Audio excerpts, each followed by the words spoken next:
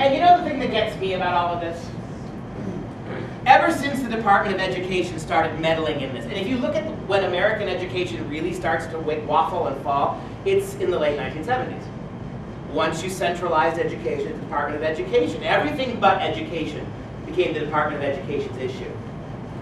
We've had 50 different academic studies done in the last 40 years, 50 of them, about the impact of standards at the state level and the federal level on college classroom, high school, middle school performance. Do you know what every one of those surveys, statistical analysis have proven? There is absolutely no connection between state standards and how your kids perform in the classroom. There's absolutely no connection between federal standards and how your kids perform in the classrooms. One of the brilliant things about the Massachusetts standards is that they really weren't state standards at all. They empowered classrooms to reach certain objectives. They didn't take power away. Here's the dirty little secret. Do you know what the only standard that has ever worked in any classroom, ever? The only one? You need a committed parent, a disciplined child, and an effective teacher. That's it. That's all. You got those three. We became a superpower, did we not? On the backs of men and women who learned in one-room schoolhouses, as Mary Calamia is going to tell you, right? If you've got a good teacher and you've got disciplined kids and you've got a parent who's involved, that's how you teach our kids. Do you understand now that Common Core is as far removed from the autonomy of that little triad as you can possibly get, unless the United Nations were to take over education? And don't think it's not possible. You know Bill Gates, and you can find this online, in 2004, Bill Gates, as a private citizen, signed a mutual agreement pact with UNESCO, the United Nations Education Organization, to bring exactly this kind of education from America to the rest of the world. Right now, you're not going to believe this. I got to throw a slide up here, but you're not going to believe this. This is one of those things I'll let you go find out. You research it for yourself. Do you know who the third largest private donor to Common Core is after Bill Gates and after Pearson Publishing? It's the Muammar Gaddafi family.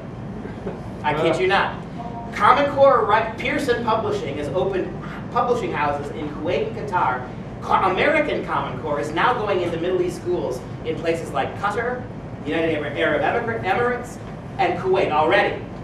That explains why, if you've been watching Common Core, moms and dads are really upset because there's so much Muslim advocacy in various textbooks that are associated with Common Core. Pearson, there's got to be a quid pro quo, right? If the Gaddafis and people like them are pumping money into this, that's what they get out of it. There's nothing in the Common Core standards themselves that mandates Islamic apologetics, but by pairing and partnering Pearson with all the Emirate states of the Gulf, that's what they get back, right? More crony capitalism. So, I mentioned that we've had 50 studies that all show the same thing. You can have any standard you want at the state level. It really has very little impact on kids' performance. And when you go from the state to the federal level, it's utterly meaningless. Federal nationalized standards, they have absolutely no impact on your kids one way or the other. Here's the most recent of those studies. It was done by the left-leaning Brookings Institute, left-wing think tank. This was finished in 2012. This is the Brown Center Report for American Education. You can read the whole thing for free online and look at their data. I'm just going to read you the last two paragraphs. What effect will the Common Core have on national achievement? The analysis presented here suggests very little impact. The quality of the Common Core standards is currently being hotly debated, but the quality of past curriculum standards has been unrelated to student achievement. The rigor of performance standards, how high you set the bar at the state or federal level, has also been unrelated to student achievement. No impact. You know what happened when we were a great educational nation from 1900 to the 1960s? Standards were controlled in the classroom. Then in the 70s, they got bumped to the districts, the 80s and 90s to the states, and now to the federal government. And every step you've taken, they've gotten worse, weaker, more inefficient, right? How about the last paragraph?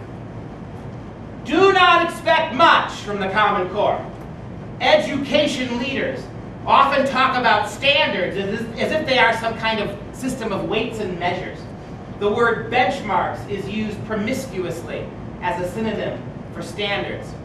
But the term is misleading by implying there is some real known standard of measurement. How do you measure 60 million American school kids? How do you create a big federal way that takes into account socioeconomic background, ethnicity, race, family stability, money spent, the quality of the teacher, the commitment of the parents? You can't. It's all meaningless garbage. It proves nothing. I like this. Standards in education are best conceived as aspirational. In other words, all these standards that we're fussing about that are completely taking over our schools, they're about like your New Year's Eve resolution. You have a couple glasses of champagne, you go to bed, and you resolve that in the morning you're going to get up and jog 5 miles. That's a hell of a standard. I would say that that's a rigorous standard for Massachusetts weather, right? And yet, you got to get your butt out of bed. You got to put the shoes on. You got to get outside and do it. It has nothing to do with the standard. It's even worse here. It's like the standards in this case are best understood as aspirational.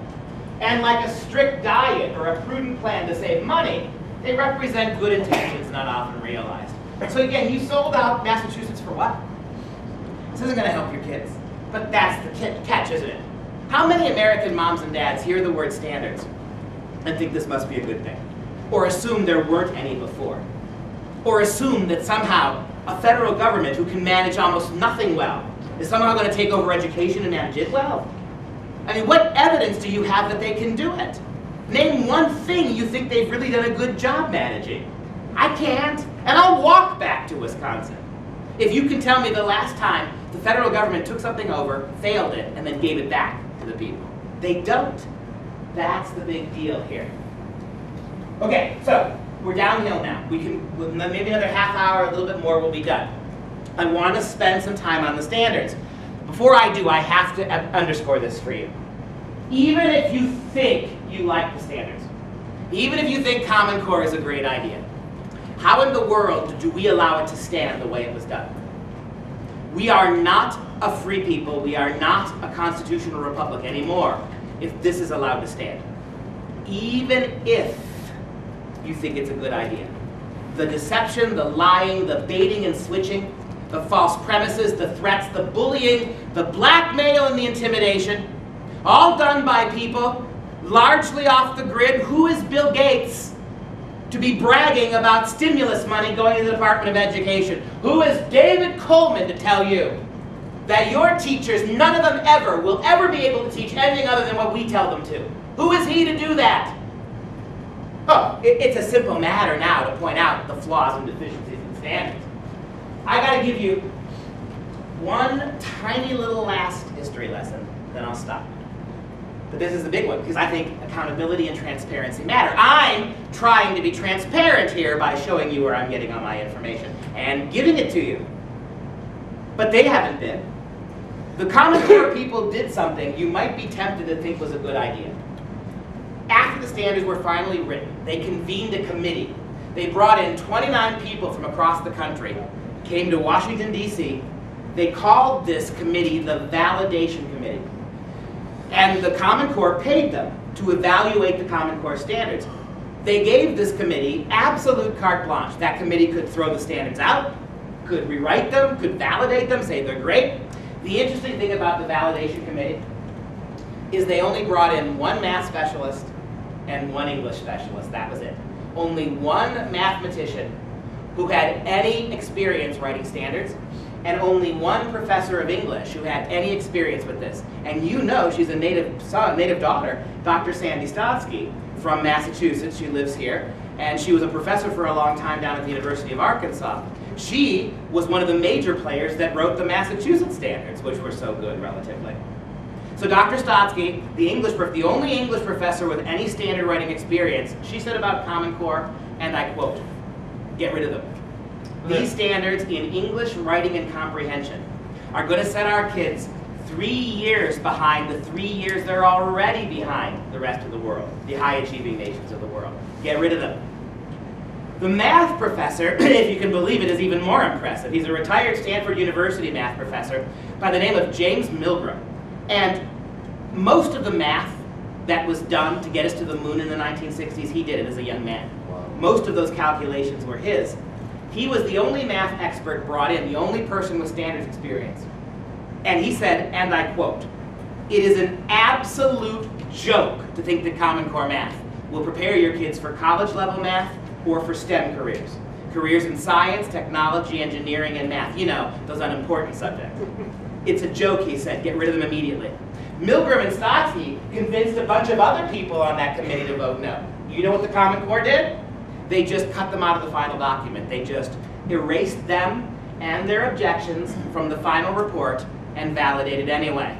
That's why Sandy is traveling the country. We've had her to Wisconsin 4 times. She testified before our legislature. She's been all over the country like I have doing this. That's why Professor Milgram is traveling the country warning people about this.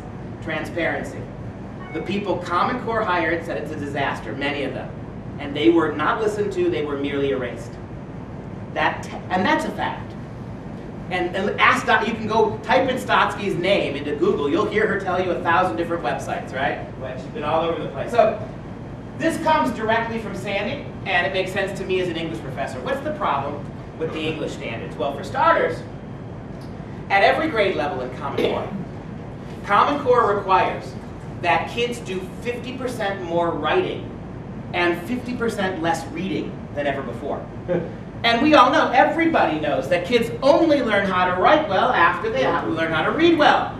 And as Sandy rightly points out, if they're really not reading much, what in the world are they writing about? Maybe that's how assignments like the one in Wisconsin a couple years ago that went viral. Little 8-year-olds, little 3rd graders, were sent home with an essay. Tell us how the state is just like the family, but better. That was the essay. As Sandy points out, this is absolute, and by the way, Sandy Stotsky and Jim Milgram are both lifelong Democrat voters. Even they aren't tinfoil hat wearing right-wingers.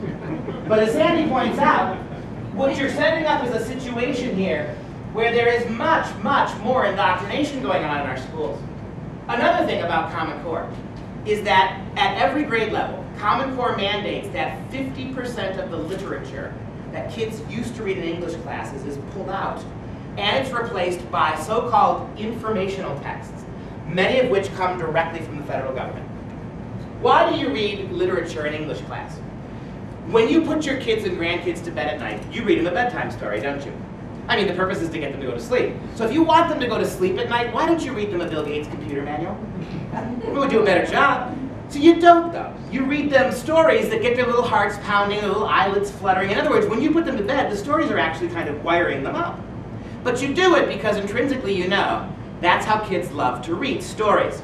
All of that storytelling is being removed for Common Core, and it's being replaced with a lot of government propaganda, as Sandy says. When you read Shakespeare, who did write his plays, thank you, Hal. When you read Shakespeare, do you have any idea how Shakespeare would have voted on illegal immigration? When you read Jane Austen, do you have any idea how Jane Austen would have voted on green energy? Of course you don't. When you read the classics, you talk about big issues, truth, justice, love, war, peace, unpoliticized, right, theoretically. Well, now you're pulling that out, and you're replacing it with very tendentious, one-sided political propaganda, of which I will show you in a moment. So what do you got?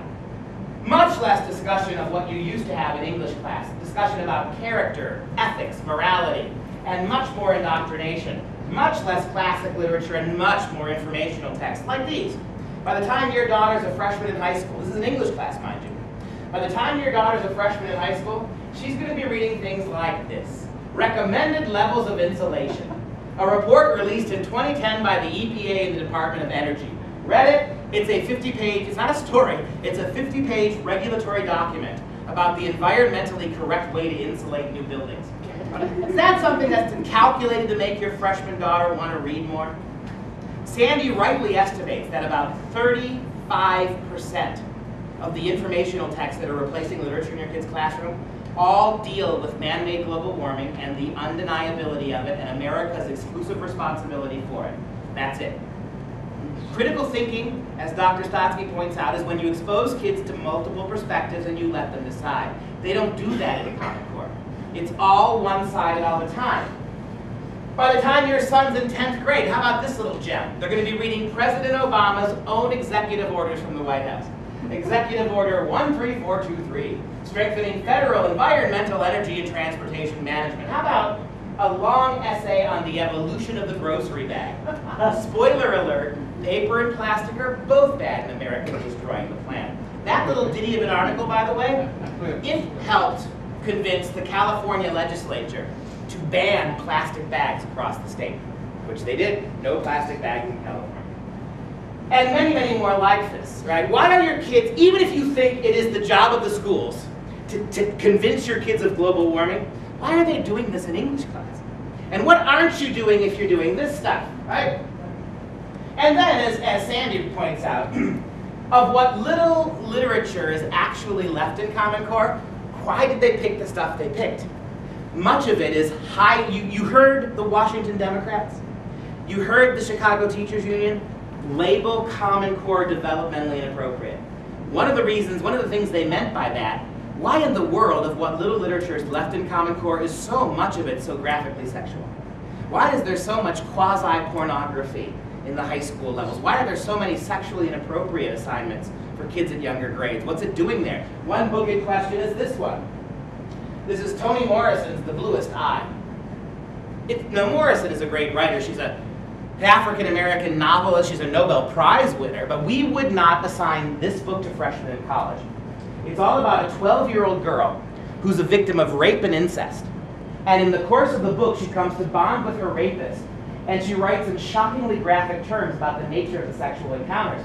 This book has been pulled out of Common Core classrooms for kids as young as middle school, 8th grade. This book has been pulled out of Common Core classrooms for Catholic students as young as 8th grade, middle school. I blocked out the bad words. You may not be able to see it all that well, but you can get a sense, I think, from this of the kind of stuff that's in this book.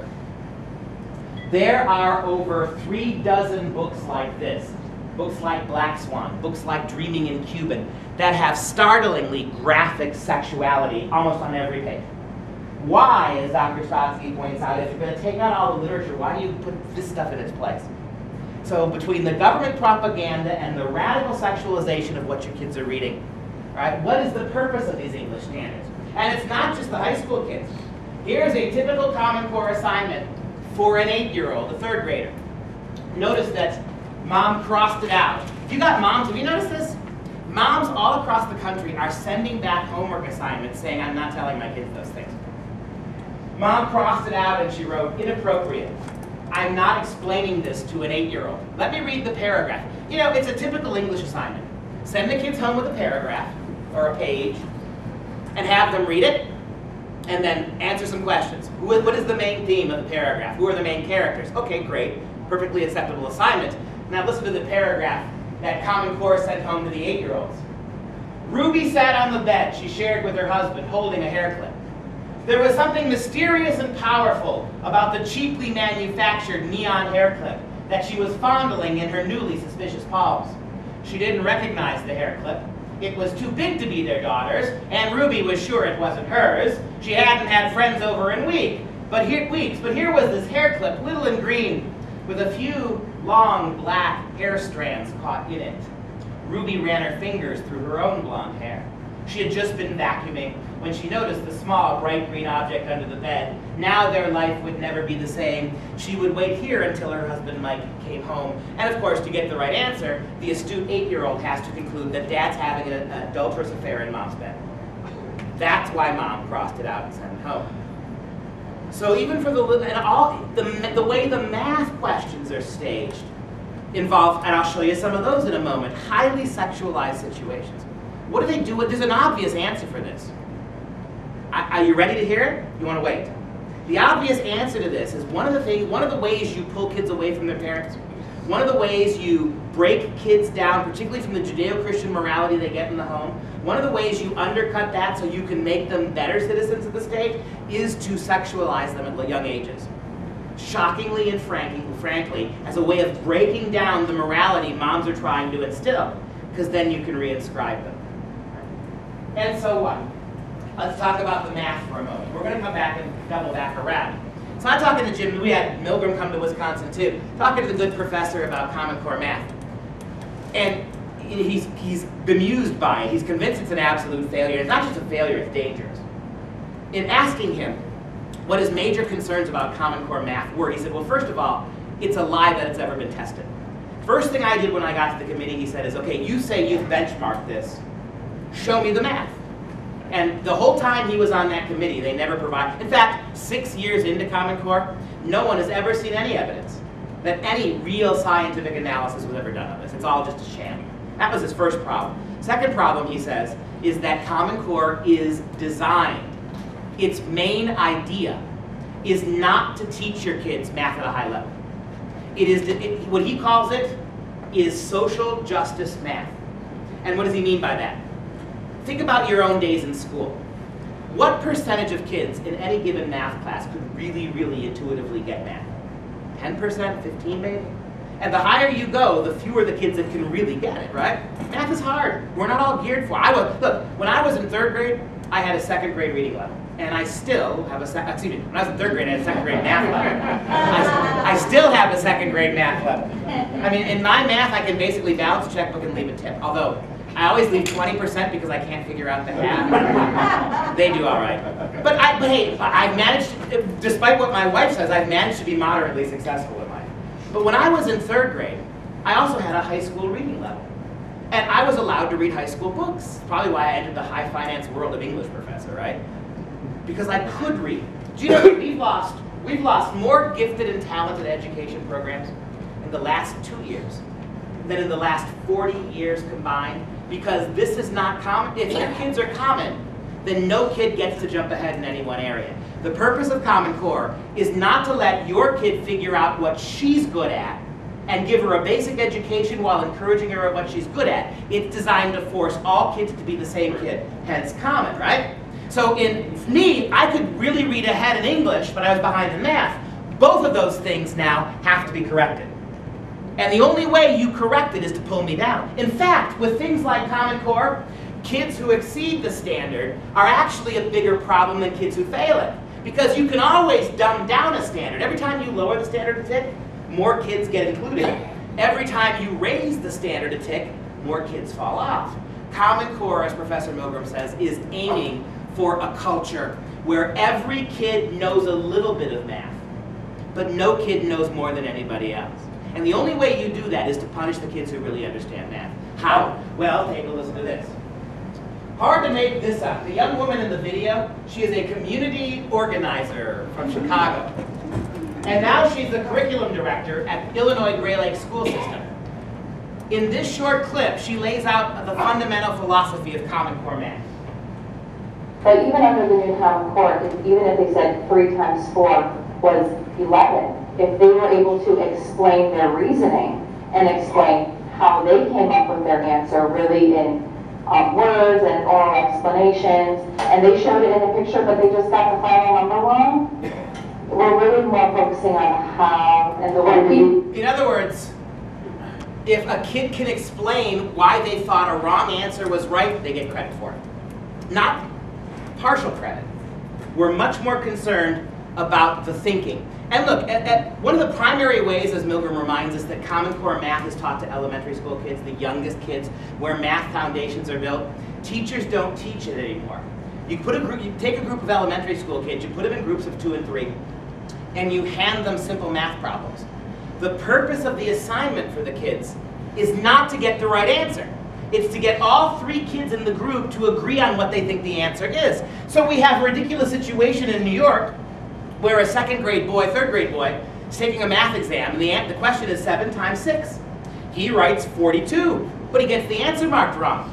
And the teacher writes, the other 2 kids in your peer group agreed on a different answer, so they got it right. You didn't agree with your peers, and so he got it marked wrong, even though he was the only one in the group who had the right answer. And so, as Milgram points out, what do we mean by social justice? It's not fair that some kids are better at certain subjects than others. The way we write that social injustice is to insist that all kids become the same math student. And can we do the math here for just a minute that your schools won't do? If you're going to get 60 million of kids to the exact same place in math, is that going to be a high or a low place? Whoa. Doesn't it have to be? It has to be. Simple, lowest common denominator. That's a math term, right? Yeah. See, I'm not that smart.